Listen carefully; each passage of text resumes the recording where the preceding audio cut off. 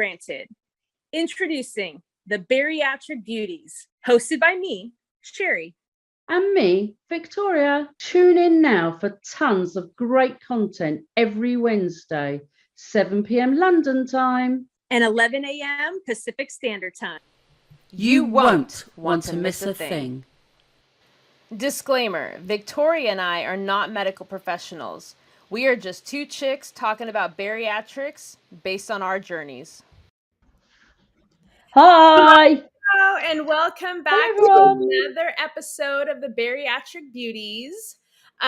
We have a very exciting show today. We have a special guest, Sarah, who's going to be joining us and telling us all about her story.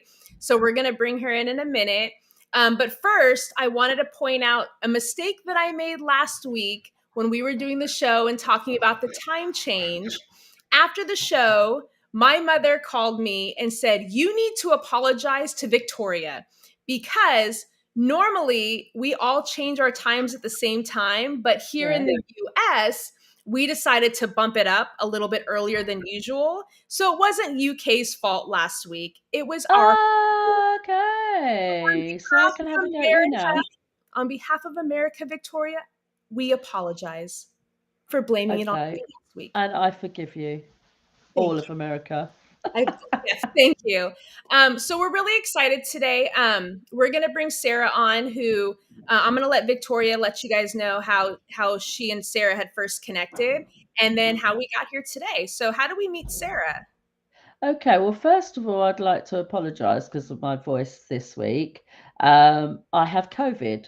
So if I don't sound okay and if I'm a little bit off, that's why. It's a horrible COVID. Anyway, we deal with it. So I met Sarah on TikTok and I was watching all her TikToks and they were fabulous. So I messaged her and said to her, would she like to come on to our show? Because she has a fabulous story. And that's how we met.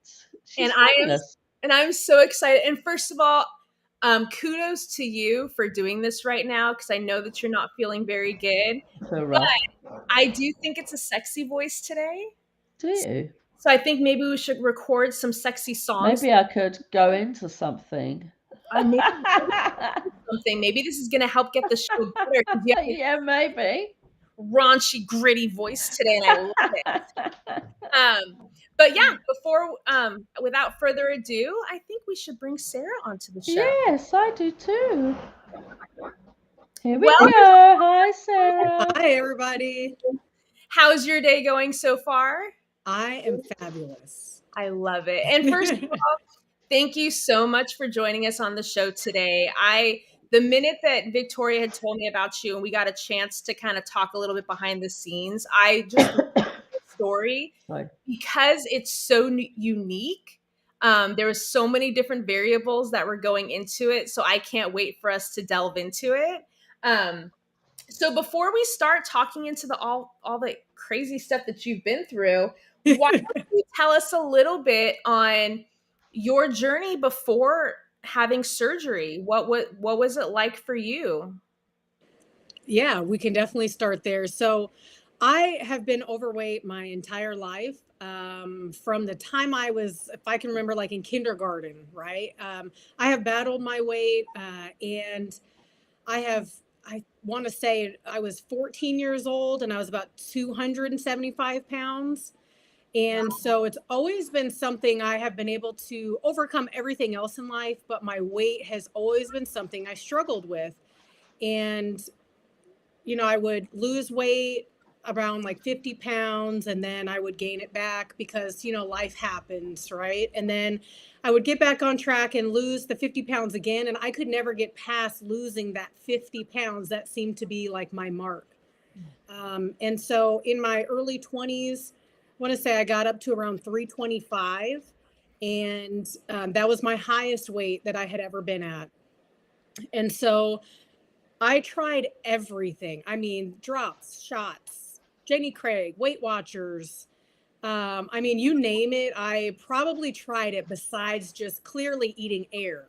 And I probably tried that at some point, right? Like it's crazy. And so I didn't know anyone that had had surgery, but I had heard about it, and my mom, had suggested it when I was in my early 20s, and I was just not there. I felt like people would judge me. I felt like, why, like, I can't do that. Like, maybe I just need to try harder.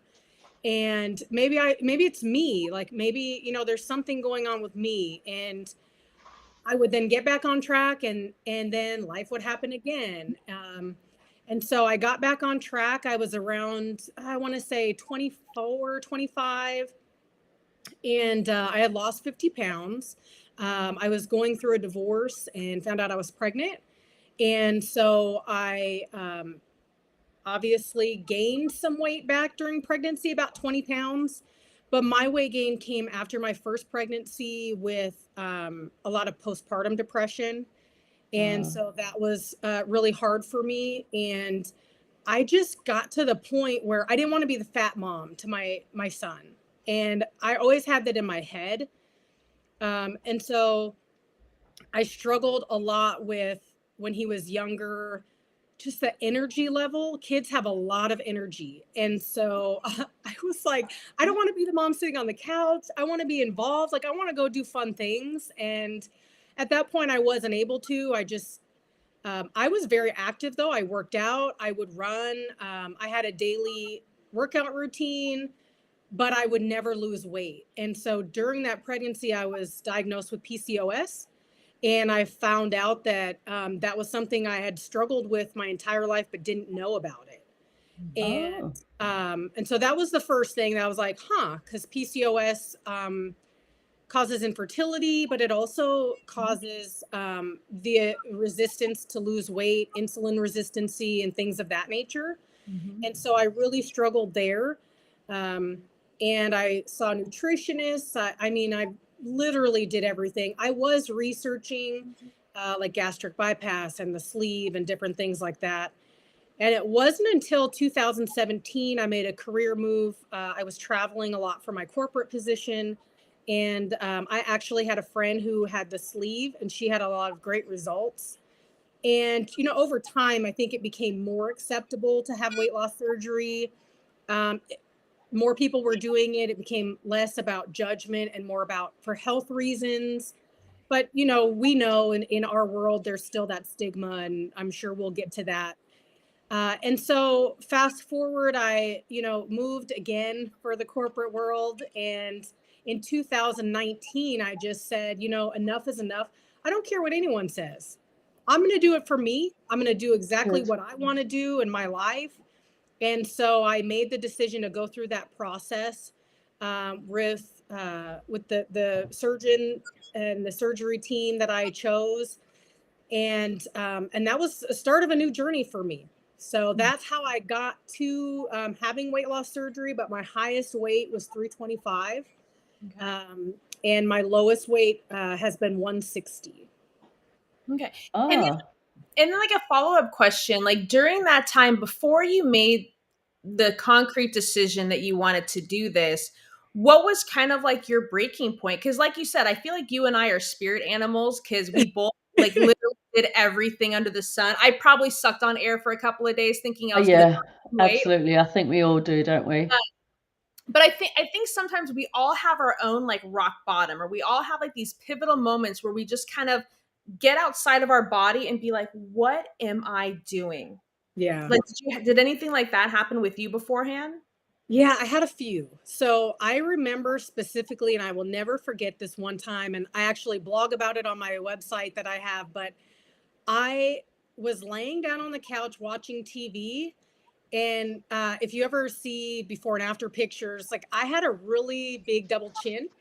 You Mhm. can't figure that out now, but I felt like I was suffocating in my own body. Like, I felt like there was a period of 10 years I just felt trapped in like a fat suit, is how I say it. But in I that say that. moment, I felt like I couldn't breathe. And like I was just everything. You know how when you lay down, it kind of just gravity shifts. Oh And yeah. I felt like it was just like is right there. And so that was the first time. that I was like, I have to make a change in my life, in my health, because I'm going to die. I would say one of the second times is my dad. He has now passed, but one of the times was he had a lot of heart problems. We have a history of heart disease in our family, high cholesterol, and just overall, just genetics are not on my side. Thankfully, I did not have anything besides like being pre-diabetic or things like that. But the health piece and being around for my children was Yeah. another big factor. I wanted to have more kids, and I felt like because of my PCOS and I had gained back up to 325, that it was going to be really hard. And I would be just blessed if I ever did have more children, which I did end up having after surgery. But That's good.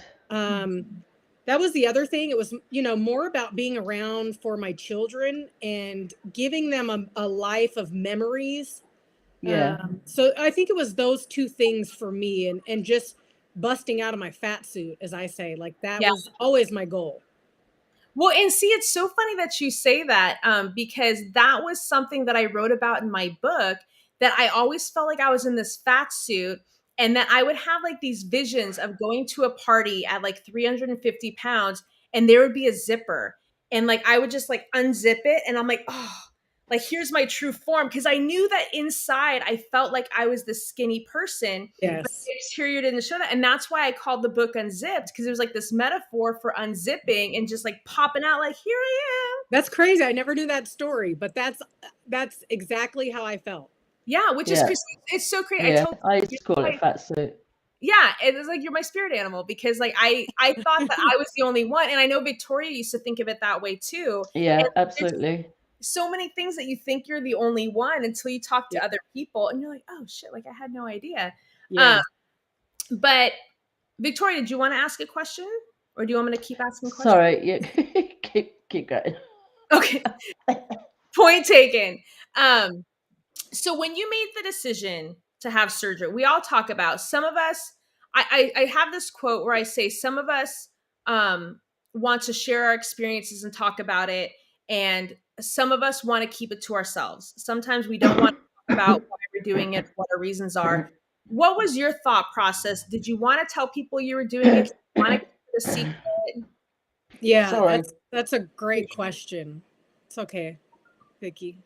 No, that's a great question. I was not vocal about my journey. So, actually, until recently, many reasons for that. So, I told my immediate family, which would be like my mom and dad, my brothers and sisters, and in that there were lots of different opinions. Mhm. I told my best friend, and here's what I'll say: is everybody has their opinion, and I respect everybody's opinion. Didn't matter to me either way. I was going to do whatever I wanted to do because Right. that's who I am. And I think a lot of it is just people being uneducated about the process, or, for example, hopefully my sister doesn't get offended or mad that I'm bringing her up, but she is a nurse practitioner, and she said like, hey, I wouldn't do it. I don't think that you should do that. And hers was more, and I totally understand where she's coming from, because she was a cardiologist, working in the cardiologist area, and saw a lot of people that had some heart problems afterwards. And so hers was more of the concern for my health on the opposite side. And, we agreed to disagree, and we move on. And, I don't take offense to anybody not agreeing. My dad also said, like, you don't need that. But I think that the thing is this: I have to live with myself every day. I have to live with my body, and I live with my choices.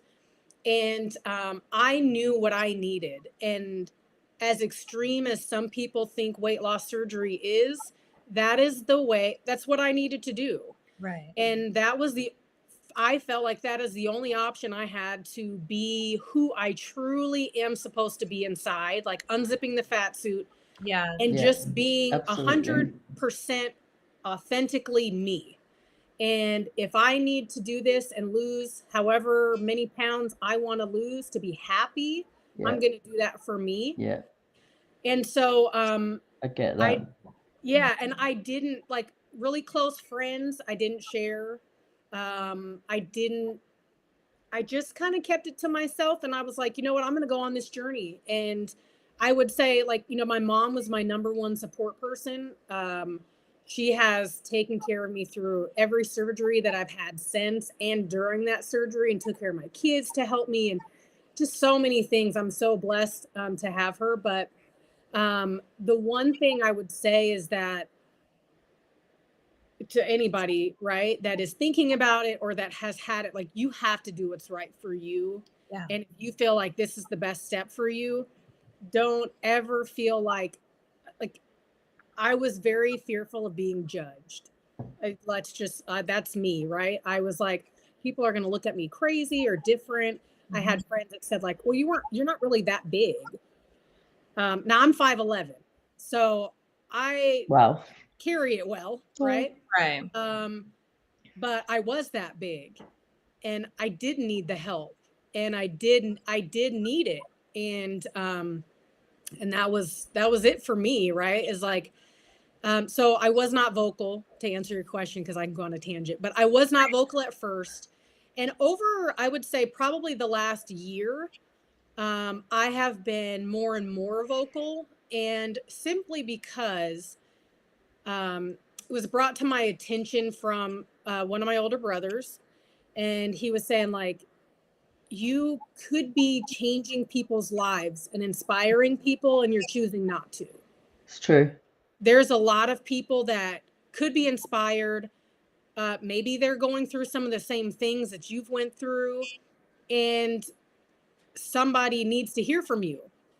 And I think I'll just add lastly is I don't know spiritually how you guys are. I pray every day, and I have just really been focused on, like, what is my purpose on this planet? Why am I here, right? Besides being a mom and just being a great person. Right. But like, I want to help others, and I never thought that this was a way to do that. But it kind of all started to fall in place, and I just started talking to more and more people, and Yeah. That's what we did, wasn't it, Sheri? We just yeah, and started talking, and then started talking to other people, and then we were just like, we really want to help others by Yeah. our stories, exactly like you, inspire other people. yeah, and that's how I got here today. So it's like everything happens for a reason. I'm a firm believer, but it was just like, you know what? Because I think for me, I just was like, nobody's going to care what I have to say. Like, Right. they're But like, they I'm just a do. normal person. Like, I'm struggling with my weight still the same as everybody else. I struggle with, life. And so, How yeah, I much think have it was you just, lost, Sarah, for people to know? yeah, I've lost 167 pounds. I Same got as down me to then. 160, and then I intentionally gained about 15 pounds just because I felt like that was a little too thin. Right. And so that's where I am today, is just in maintenance mode, as we would call it in our world. Yeah. Yeah. Yeah. That's so amazing. And it's so true, because when you're going through it in the That's beginning, fantastic, though. Thank you. 167 pounds. Absolutely fantastic. Well Whole done. person. it's a whole, Yeah. yeah. I used to have, there is this app when I first, because I wasn't part of any support groups, but I found this app, and you would like log in how much weight you lost, and it would tell you what that was equivalent to. And I'll never forget, there was it would be like, it's equivalent to 7,646 quarters. And I'm like, that's cool. That sounds cool. But when you would get to the point where it was like a small horse or like a certain animal, and you're like, I lost a horse? Like, that is incredible. And like, I'm such a visual person. So when I would see it like that, it just really drove it home. But in the beginning, you are just so consumed with, I want to stay alive. I don't want to have any complications and things like that. And then afterwards, when you kind of venture out and you start talking about it, and then somebody's like, I just had surgery a week ago, and this is what I'm struggling with. And you're like, oh, well, this worked for me. I was like, it might not work for everybody, but, and then like, you kind of just give them little tips on like what happened. And then they're like, oh my God, like, thank you. So like, you really helped me. Or when people are thinking about having the surgery and they're going through the same issues, like, I don't want people to judge me. My family is telling me not to do this. And then you can kind of just give them some help going, this is what worked for me. It might not work for everybody, but at the end of the day, those people are expressing their concerns obviously because they love you and they want you to stay here. And like, they're going to be the ones who are more vocal because they're genuinely concerned about the what ifs. But for me, it's, yes, there's always going to be what ifs, but what if I don't do this? Am I going to be another statistic? Am I going to be the one who passes on in my 30s and they're like, oh, what a sad story. Like, she Yeah. just, and I didn't want to be like that. And I'll explain to people, you're not living my life for me. You're not working my jobs. You're not paying my bills. You're not have control over like what my health issues are and stuff like that. I have to do this for me and you have to do this for you. And all of our journeys are going to be differently, but nobody's walking in our shoes for us. Yes. So we have to live the best version of our life that's possible in the best way that works for us. And sometimes, and I tell people, if you don't want to talk about why you're doing this or that you even did it and you want to keep it to yourself, that's okay. You don't have to promote. You don't have to be like Victoria on her surgery day. She's like, I'm having surgery. This is amazing. I'm so excited.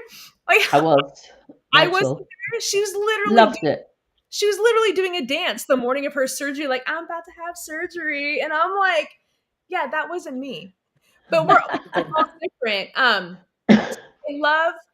I love that you're one of those people that started off saying, I'm keeping this to myself. I don't want to talk about it. And as you've progressed on and you talk to that one or two people and you kind of give them like a pep talk, and it makes them feel good. And then you feel good. And you're like, oh, there might be something here. Mm-hmm. Let's explore it a little bit more. And the more that you talk about it, it's almost like your own self-healing too, because all of those insecurities and all of those inner voices that you had before just starts coming out and you're rectifying it yourself too. And I love that.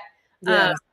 So we know, but the viewers at home don't know, is why did you choose? Because you had the bypass. I did, yes. So I had the Roux-en-Y gastric bypass, as they would call it. I see my friend Tammy. Hey. Hi, Tammy. Emily was like me. Tammy also, she's like my ride or die. She had surgery similar to me. I'm like you, Emily. And she reached out to me before she had surgery, or right after she had surgery. But we had never met, so we met through the surgery. Yeah. So, but yeah. So I had gastric bypass. I actually went in wanting the sleeve, and like I did. Yeah, I wanted the bypass, but got the sleeve. Yeah, and so the conversation that I had with my surgeon and that team was just the amount of weight that I had to lose and just my health circumstances in general. They said that sleeve was not the best option for me, and so gastric bypass was. And so I trusted them, and I was like, you know what? I want the best measure of success. I did some research on gastric bypass and that, and the two things that I wasn't aware of going through that was that, vitamin deficiency is really big with gastric bypass. And then also like the dumping syndrome. So if I would say like those are two things I wasn't aware of that I would probably want somebody to be aware of, that is probably the after effects, right? Like the sleeve does not have a lot of dumping. They can have that. And the vitamin deficiency is more of, with gastric bypass, your ability to, and I'm probably not going to use the correct medical terms, but the ability to absorb vitamins and nutrients is lower based on the type of surgery that bypass you have. So, yeah. And so it's very, very crucial that you have take your vitamins, you take your calcium, and you go to your doctor's appointment and all your follow-ups, because if you don't, that can become an issue. And so I chose to go with my doctor's recommendation, and I rolled with that, and I would never change my decision. I'm very happy with the type of surgery that I had. I think the biggest thing for me is that, and I know that I've told you guys about this, is they do say that after surgery, don't get pregnant. Uh, Within like 18 to 24 months, at least a year, right? Yeah, they usually say at least 18 months before you start Yeah. having kids. Yeah. And so the one thing that makes my journey a little bit different, well, there's a few things, right? But I got pregnant 2 months after I had surgery, which is a big no-no. And I would not suggest that to anybody. So anybody out there that's, doing this for pregnancy, because there's a lot of people that have surgery to have children. So for me, I was terrified because I was like, I had just had this surgery. Here I go, effing up my life again. Like, like here's another journey lost. But the biggest thing is that once I found out, I kept in contact with and went to every appointment with my surgery team. I looped in my OBGYN, and Girl. I mean, we all had the communication of a rock. Like we were solid. And so I made sure that any labs got passed to each other. It happens. There's people out there right now that are probably pregnant too soon from doctors and orders and things like that. And don't beat yourself up about it. It happens. It happened to me. And I think the biggest thing is I tried to get as much protein in, and I worked with the dietitians and all of that. And I really stayed focused on what was right for my body, the baby. And I did go through some vitamin deficiency for B1. And that's like a neurological deficiency, which caused some issues for myself, not for the baby, that was related to the bypass. And then I was considered high risk just because, one, I had had the surgery, and I was losing weight rapidly still.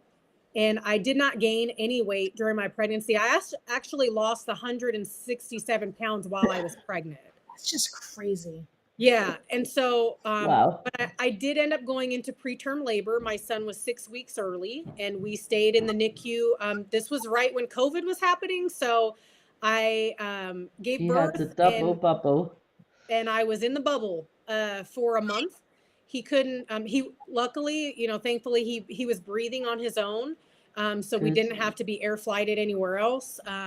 But he was not eating on his own. So he was, through a tube and stayed there. And I had some issues, just my pulse was very low when I was in active labor. And so there was some concerns there. So luckily I was at the hospital with him, and I was able to spend that time with him, but I was away from my oldest. But I still stayed the course. After I had my son, I was walking the halls in the hospital just to get movement, and I was taking all of my vitamins, and through my postpartum depression that I was dealing with, around, I lost my stepmom and my father during that time. So I've just been through a lot of loss. Everything. And, yeah. And so, yeah, my story is a little bit different in that. So the pregnancy and those things, we all are going to have our own journey, and Yes. staying as positive as possible and getting help whenever you need it. Right. Yeah. And that's, I think that's key. So. And it's just when I heard your story, I was blown away, because I remember being 8 weeks out of surgery. And I don't know about like you guys, but the diet that they put me on, I didn't have a piece of solid food for the first month. It was literally 4 weeks of just liquid. And by the time I entered like the 8th week, I was slowly incorporating regular foods again.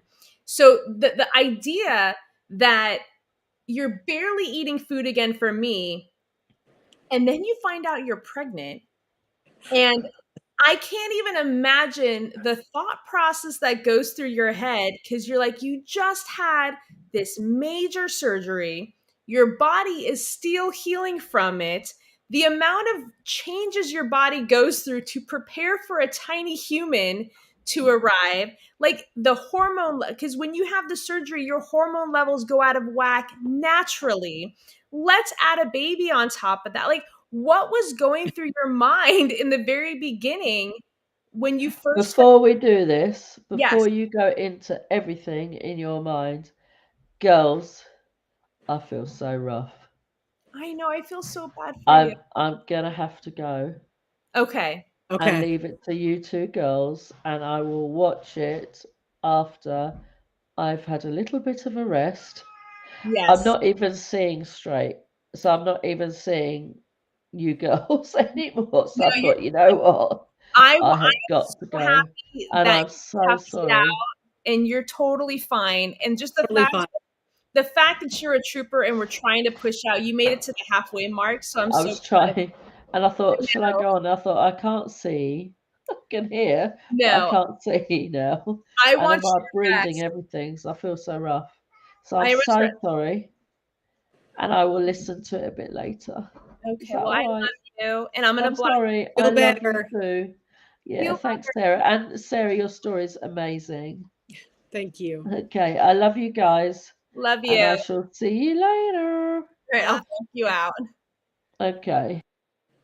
Um, I feel so bad for her. I know. I know. She I tried. can't even believe that she came on and she's a trooper. But yeah, tell me what was going through your head, man, because that I just can't even imagine. Yeah.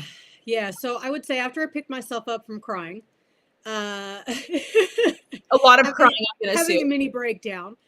No, I mean, I really had thought that I had messed my chances up of being successful in the surgery. And so that was apart from, a human growing inside of me and wanting the best for him or her, right? Because at that point I didn't know. Right. I just wanted to make sure that whatever happened, that, I had a healthy baby and I did everything I could to contribute to that. And if that meant that I didn't lose as much weight as I was ever going Yeah. to want to, I was going to have to be okay with that. And everything happened for a reason. And so my dietitian assured me, like, because I was crying on the phone with them, probably like the next day, processed, and I was like, I don't know what to do. I actually, you bring that up, right? The food process. I was just starting, like the week that I found out I was pregnant, if I remember correctly, I was just starting solids.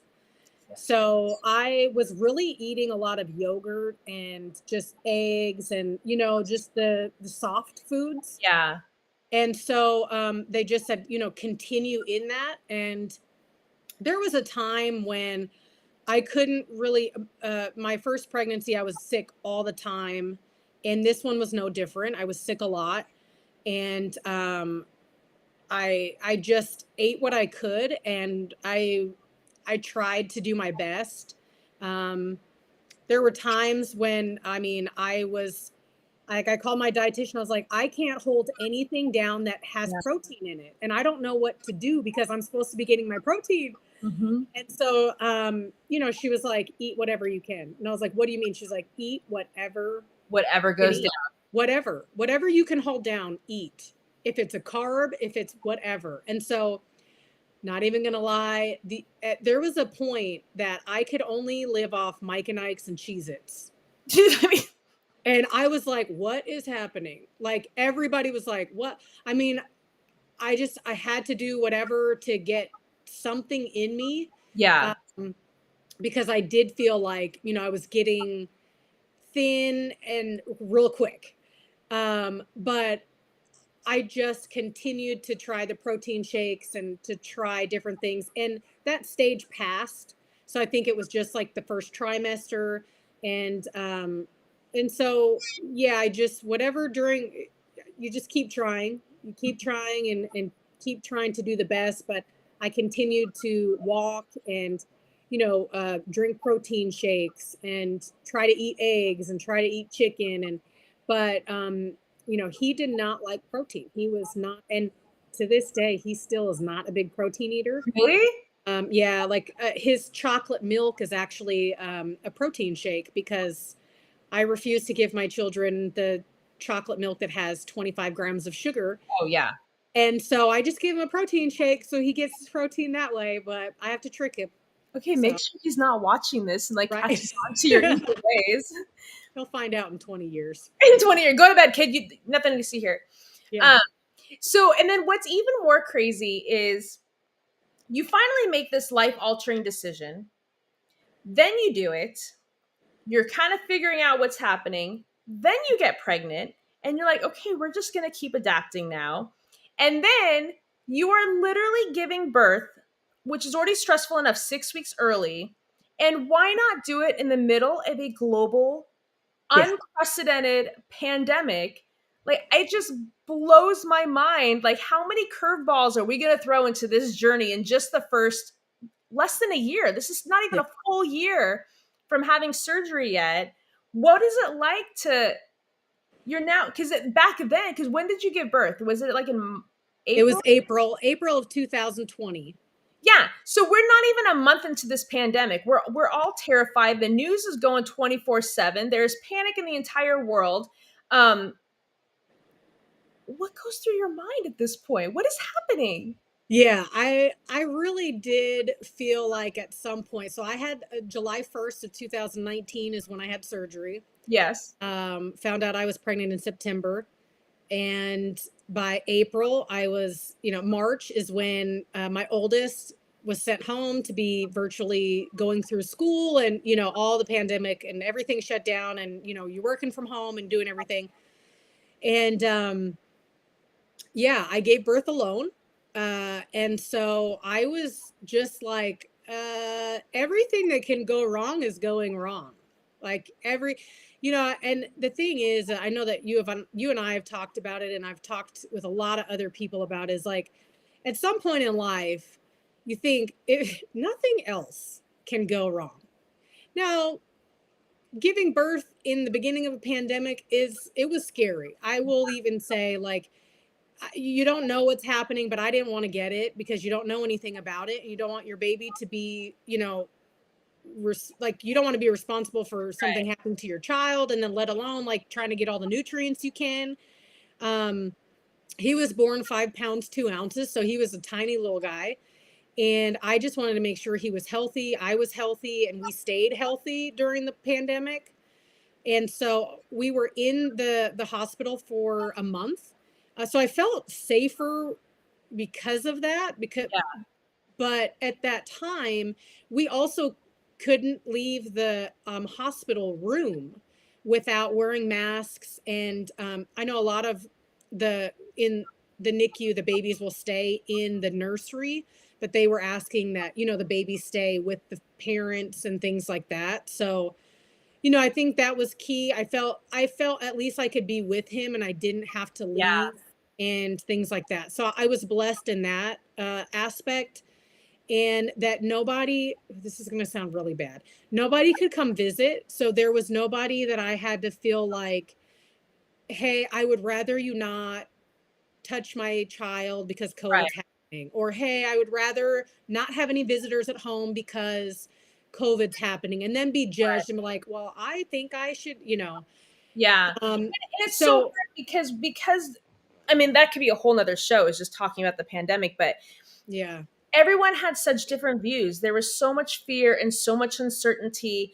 And as I would, like, I'm not a mom yet, but I would just imagine being a new mom, you don't know what the state of the world is going to be like tomorrow, let alone 10 years from now. There's so many things that go through your mind. And because this virus at the time, nobody knew what it was, nobody knew how to prevent it, when the end date was going to be, or anything. So I can totally understand being like, don't come around me. yeah, My kid is just born. Like, I don't want anything to happen. Like, your instinct is just to protect. yeah, And I guess it's kind of like a nice, I don't want to say it's a nice surprise, but it was kind of like nice that these were all forced protocols, that you can kind of use it as an excuse to, like, oh, I totally watched you too, but COVID.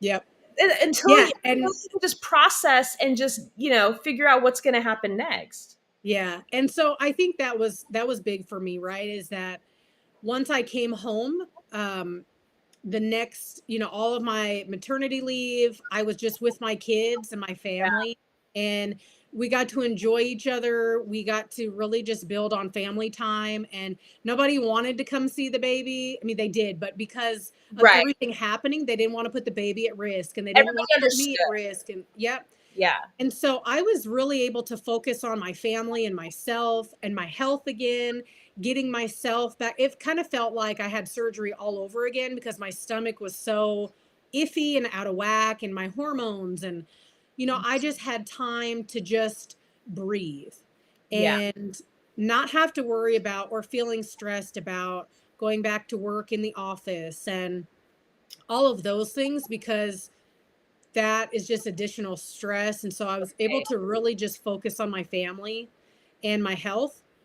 And then, through that, just eventually, I just stayed focused. I kept walking, and I started, really just going back to everything I was doing before I Yeah. had the baby. Like, there wasn't a time, even when I was struggling with postpartum depression and when I was in the hospital, I still was like, hey, can I have your diabetic menu?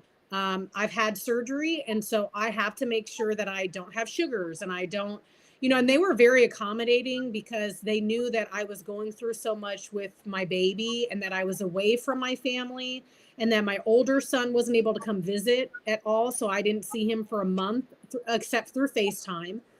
And that's how they met each other, through FaceTime, until we were able to come home and things like that. So I think that was huge. And then I just kept maintaining my weight loss. Yeah. And I, really stayed focused on me. I think the other thing too is, during the pandemic, I had an epiphany of, like, going through that postpartum. When I had my first son, I did not get help with postpartum depression. And so with the second one, I did like telehealth counseling for that. And a lot of, was weight related, and I just focused on me, like, truly on my mental health, and just making sure that I was at peace with everything going on in my household, because there was a lot of other things happening as well personally. And so there was that. And then, fast forward, he's almost 2 years old now, and I've launched a fitness company, and I have maintained my weight loss. I really feel like I'm just living in my purpose. Mm-hmm. And I feel like I'm in a place where inspiring others and being available as a resource. And I'm sure that to some people, I've been doing this the entire time, because if I met people that had been on a weight loss journey or had surgery, like, I was always open with them, like, hey, here's what's worked for me, and sharing best practices and doing all these things. But I had a dream, when I started, that I was, I just wanted to help people. And I know how it feels to want to lose weight, but not know how, and want to lose weight and feel like everything I do, I just keep getting shot down. Yeah. And everything I do, life always comes to knock me back down. And I was thinking about this today when I was driving, is like, I could have, over the last 2 years since I had surgery, I could have very well let life get the best of me. But I chose every day that I woke up to be an Yeah. overcomer. It wasn't easy to be motivated. It wasn't easy to stay on track. It wasn't easy. It never is, just as your journey has not been easy. And anybody watching that has had any weight loss, it's never easy. And that's one of the reasons why I started my company, is because I wanted to make sure that at any point that somebody is going through a weight loss journey, or somebody's going through personally something and trying to lose weight at the same time, Yeah. that community feel that my company brings is there. The support, the encouragement, the place to have a place, like a landing place to Yeah. fall and say, guys, today sucks. Like, today I'm not with it. I had some carbs today. Carbs are the devil. Like, what, like, just having that conversation sometimes just makes you feel like, okay, like, there's other people that understand me. Yeah. And what I love about it too is there's something about, it's so hard because when you're in the moment and you're looking for that help, and then you find somebody like a personal trainer or something like that, and they tell you, you need to do this, this, this, this, and this. And then you do it, and it might work 90% of the time, but you could be that part of that 10%, and then you feel like a failure because it's not working. Yes. And what I love is talking to people, and you on a human level, like, I was where you are. And Yes. yeah, for me, that didn't work either, but here's some other options. And I love that. I think people respond better when they look at somebody and think that they're all like at the top, like they're already there, they're perfect in their image or whatever. It's overwhelming. Like it's almost intimidating because you're like, I'm never going to get to that point or something like that. But when you're talking to somebody who's not perfect yet, who's still on their journey, and they can say, look, I have a lot of good advice. I have this amazing program that's going to help, but I'm just letting you know there's days where I'm going to struggle too. And I'm Yeah. going to feel down and I'm going to have to pull myself up. I'm not perfect. So I feel like there's just more this human connection when you're dealing with somebody or talking to somebody who can openly admit like no one's ever going to be perfect. There's no such thing. And we've talked about this on the show before too. There's no such thing as perfection because Right. what you consider perfection is based on your ideals, but I might not agree and vice versa. So Yes. when you're seeking a professional or somebody who you're going to rely to for help and guidance and they're open to say, I'm still here too. Like I'm still going to go through the things, but we're going to do it together and I'm going to be your cheerleader and I'm going to give you these programs. And if it doesn't work, we're going to adapt because Yeah. you're the first one to attest. I've done the Jenny Craigs and the Weight Watchers and the personal trainers and all of these things. It doesn't work for everybody. So let's Yes. kind of make it more one-on-one to what is working for you and then constantly adapting to your current surroundings and your current abilities. Um, and I love that. And we're going to get into plugging your business in a minute, but there was something that you mentioned earlier and we kind of just like glossed over it. Now, obviously people in the community know what it is, but we talked about the vitamin deficiency and then Yeah. you were talking about something called dumping syndrome, which Yes. obviously you and I know what that means. Um, Yes. People who have the sleeve like myself, it's not very common. It does happen to some people, but it's a lot more common with people who've had the bypass. So can you tell us, for people who know nothing about it, can you tell us a little bit like what it is and what it feels like? Yeah, so dumping syndrome is where you eat something that may not agree with your stomach, right? So in gastric bypass, your stomach is reduced, and the bypass comes in because they move the intestine from one place into Yeah. another, They right? reroute your intestines to your stomach. Yes. Yep. So during that process, like when you're eating, right? And this is something that can happen. You could eat one thing and tomorrow eat the same thing, but you Yeah. have a different reaction. And so you have to kind of just learn your body all over again. But dumping syndrome, for example, is if you eat something that's really high in sugar or something that just did not agree with you, you get sick. And I'm not talking about like, oh, my stomach hurts. I'm talking about you could be in the fetal position, throwing up and going to the bathroom, Yeah. and it's just trying to get out, right? And so the biggest thing is that is one thing that you have to be very mindful of, and it helps you to not. Now you don't. Let me tell you this, right? Is once you have accidentally brought yourself to that state of Right. of the dumping syndrome, you never want to go back and relive that dumping Yeah. syndrome. So you become very careful about, like just what happens and what you put in your body. And for some people who try to go back to those bad habits, they'll be met with a very unfortunate uh, dumping syndrome. Right. So I'll give you an example. There was one time that I thought that what I was eating was very healthy, right? It was sugar free, it was low calories, it was, by no fault of my own should I have known that, like, oh, this is going to give me dumping, right? And so I took 2 bites of this. I can't remember what it was called. And I was driving when I was doing it. I was driving home, and I literally had to pull over at the gas station and spent like 30 minutes puking my guts out on the gas station floor. And I was like, I'm gonna die.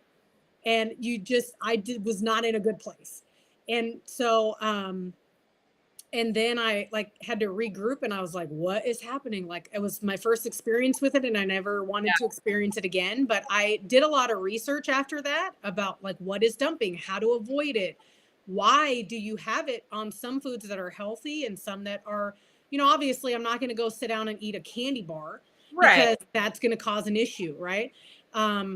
But I'm just very mindful of what I put in my body, and I had to readjust my entire mind frame of what Yeah. healthy is, because a lot of people walk around thinking that they're eating healthy and they're not. And so the dumping syndrome is kind of a side effect that sucks, but I also really appreciate it because I needed that, obviously, Yeah. right? And some people I hear, like, they'll be like, hey, I intentionally do it sometimes, or I like, don't do that. Like, don't ever, it's not worth it. No, One of not to cut you off, but and because I'm just fascinated because I, knock on wood, have never really experienced it having the sleep. Yeah. Now, you and I were talking yesterday, like I've had moments where you eat too fast or eat too much and I'll feel a pressure, and usually I can control it. And then once in a blue moon, it kind of tips over the edge a little bit and you're like, oh, this is about to go sour very, very quickly. But Yeah. from what I understand, with dumping syndrome, which by the way, can we change that name? Like, I just think that the name is just so vulgar and it's like, ugh, I don't like Well, it. it's kind of true what happened. I mean, like, I get it, but can we give it like some kind of a cool, sexy, like updated name or something? But from what I understand, there's no warning. Like, you go from 0 to 100 very quickly, right? Yeah, you can. I mean, people experience different things. So you could get like the sweats and you're just like super hot and you're like, oh, what is happening? Like, stop it. You could get like pains in your side and you're just Yeah. so a lot of what I do is, I am avidly, I take Gas X every day. It just helps, like, with Yeah. air, like all of that, right? And because air, like drinking through a straw, people don't understand, like, you suck air through your straw when you're drinking. And Yeah. when you had weight loss surgery, you have a very small pouch. And so I love drinking through a straw, and It's hard. it's like my thing. And so I take Gas X because it helps clear that air, Yeah. right? So with dumping syndrome, people have just very different experiences, but vomiting, diarrhea, um, I mean, sweats, fatigue, where you have to just go lay down, like after the dumping syndrome. And then it depends on how long it lasts. I've heard some people that I've talked to, like, it lasts for 2 hours. Others, like, I've had, it lasts for 30 minutes. So it truly just depends on the damage that has happened Yeah. in your body and what you have done to yourself. But you become fully aware that you will never eat that again. I think, like you said, you become so mindful, and like there's been certain foods where I've eaten it, and then 10 minutes later, I've regretted every decision, and it could have just been 2 bites, but and we've talked about, and like, we're not trying to be gross, but like I can count on less than 2 hands the amount of times in almost 8 years that I've actually thrown up because I've been so careful. And I was one of those people, like, even in college when people are drinking, I would go from 0 and sober. And after a drink and a half, I'm either passed out or I'm throwing up. And I hated the feeling so much that throwing up after having any kind of bariatric surgery, especially in the beginning when everything is still raw and healing, was a feeling I'm like, I will do whatever I need to do to make sure that this never happens again. And so I can imagine that once you've had a serious episode of dumping syndrome, you're kind of like, it's almost like a stubbornness, like, I ain't doing this shit again. So what do I have to eat a little bit slower? Do I have to kind of cut some things out in the diet? So I totally get that. I don't envy you at all. I don't want, I've had my own experiences, but especially when you're driving, it's the worst. It was bad. That was the worst. That was bad. I can't imagine. But you live through it and you're here. I made it. And you're still here. So I know that we're running out of time, but I wanted to give you like a little platform because I think what you're doing is amazing. And I especially love how you started off as this very timid, I'm not going to tell anybody I'm doing this, to now you're making crazy TikToks and you're so open with your story.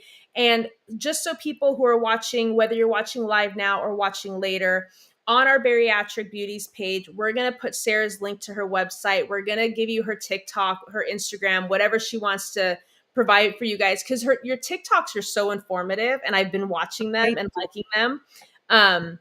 But why don't you tell us a little bit about Teagle Fitness and what you're Yeah. doing? Yeah, so Teagle Tough Fitness is the company that I have. So we really are, we say, well, like we have a Teagle Tough mindset, right? And what that means is that we, no matter what comes our way, we overcome adversity. And if something happens, we re strategize to accomplish a goal. And that is to maintain and get through whatever weight loss journey you're on right now. So doesn't matter if you've had weight loss surgery, if you have or have not, we're here for you. We have a private Facebook group that you can join. But then I also offer different services. I have 3 different membership programs. And obviously, I do some consulting as well. So we call those Teagle Tough Boost sessions, where we talk and we have a session, and then I customize based on the conversations that we have, like meal plans and snack ideas. We also do workout ideas, grocery lists that are healthy. We have a community of encouragement. We have blogs that I have kind of created throughout my journey, and I continue to blog 3 times a week. So you have lots of access to different, just to relate, because that's the biggest thing. Um, in addition, I have a swag store, so you can get all your Teagle Tough Fitness apparel. So go check that out. I didn't have anything to wear. I'm on vacation right now, and so otherwise I'd be all Teagle toughed out. But I enjoy just motivating and inspiring people. We share in the Facebook group. We share recipes, workout ideas. We talk about our struggles if we're struggling. Like I had one friend share today. She's like, "Hey, I've been doing everything that I can, and I'm not losing any weight. Like, what's happening? Can you help me?" We all have times that we go through in life like that, and so it's definitely just a place of motivation, and that's free to everybody. And that's on my Facebook page and my TikTok as well. So you can find me Teagle Tough Fitness on TikTok, or at Sarah Teagle. Um, and then also the website is teagletoughfitness.com.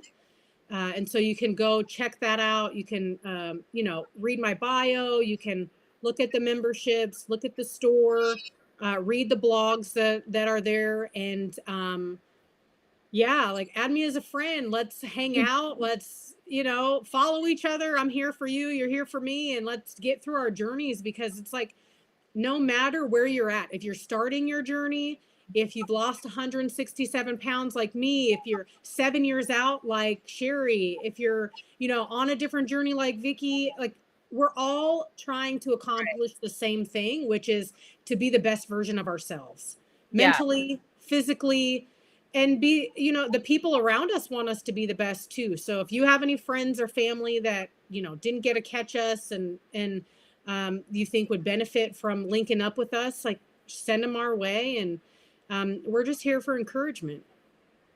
Yeah, and I absolutely love that. And I told you, like, the more that I talk to you, the more I'm like, we're just spirit animals. Like, just everything that you say. My grandmother used to have this famous saying that today is the first day of the rest of your life. Absolutely. And there's something just so profound about that. And I never thought, if you had told me 7 years ago that I was going to be doing a podcast talking about I knew nothing about this shit. I didn't do enough research. I had done some research about the surgery in general, but as far as what my life would be like, I had no idea. And the one recurring theme that was different this time around when I had the surgery was the mindset. The mindset, it was like everything that I was thinking about before and what my goals were focused on and everything was different back then. I had to change everything from the foundation up if this was going to be more successful. And I love that you just said being the best version of yourself. And that's what we're all about promoting. And I didn't even know that you had a clothing line. So I'm going to be checking that out too, because yes, girl. my husband and I started a clothing line during the pandemic. Awesome. And that's why I'm telling you, like, spirit animal, like, through and through. And so our line is MOBA, which stands for Master of Badassery. And it's about Yes. whatever you're attempting in life, you strive to be the best version, whether it's in a relationship, in your job, in your career, in your hobby, in your weight loss journey, in your whatever your avenue is that you're going towards, strive to be the best at it. And because Absolutely. as long as you are making steps today to be a better version of yourself than yesterday, then you're already being successful. You might Yeah. not be at the end result yet, but the fact that you're striving to be better than yesterday is all that you can do. So that's why, like, everything about your spirit and your message and what you're doing, I am on board 100%. And I'm so bummed that Victoria's not here right now, because she's the reason that you're here. She's the reason that she reached out to you and you connected and we all met and stuff like that. And again, Victoria, I know you're watching later, We and love you. we love you, and you're gonna be so much better. And she's gonna be back next week, like, full force. But I seriously cannot thank you enough for taking the time to want to be a part of, like, we're just small potatoes right now, but we're slowly growing every week. And I really hope that we haven't scared you off and that No. you're going to come back again in the future. Yeah. And I would love to find ways that we can team up together. And I know that I think you had created like a certain link for people who are watching this podcast. Yes. Sarah did send that to me. And so Victoria is the techie one. Victoria is the one that does the intros. She sets all of this up. I can just talk for hours. So I don't know how to put the link on it just yet. Okay. So once the show is over, I'm going to put all of Sarah's links on there so you can follow her on TikTok. You can go to her website. You can reach out to her, say hi, ask questions, sign up for her programs because they're amazing. And I can't wait to have you back again and just see how much more ass you're just kicking. Yes. I'm excited. Anytime. I'm back anytime. You let me know. Absolutely. I freaking love it. So that is our show for today, everyone. Thank you so much to Sarah for taking the time to talk to us today. Thank you to Victoria, who I can't even fathom that she was even able to get onto the camera today, even if it was just for 30 minutes. So hopefully you're resting, and we'll be back in full force next week. We're going to have another special guest for you guys. And then, yeah, so that's it. So Sarah, thank you so much. You And are I welcome. will put all of the links on for you later today. All right. Bye, All right, everybody. bye. Thank you guys so much. We'll see you next week.